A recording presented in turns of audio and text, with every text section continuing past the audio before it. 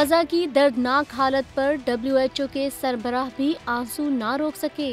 कोशिश के बावजूद बोला नहीं जा रहा। WHO के सरबराह गजा पर बात करते हुए रो पड़े। आलमी इदारा सेहत के डायरेक्टर जनरल टेड्रोस इसराइली बर्बरियत का शिकार गजा के मसाइब पर बोलते हुए रो पड़े। अपने खिताब के दौरान वो चंद लम्हों के लिए खामोश रहे और कहा, कोशिश के बावजूद कहने को अल्फाज नहीं। गजा के हालात नाकाबिले बयान हैं। दूसरी जानिब आलमी अदालत इंसाफ के फैसले के बावजूद गजा पर इसराइली हमले जारी हैं। अल-नसीरात कैंप पर इसराइली हमले में फलस्तीनी सहाफ़ी समेत कम से कम 11 फलस्तीनी शहीद हो गए। गुज़िश्ता 24 घंटों में शहादतों की तादाद 183 से तजावुज़ कर गई।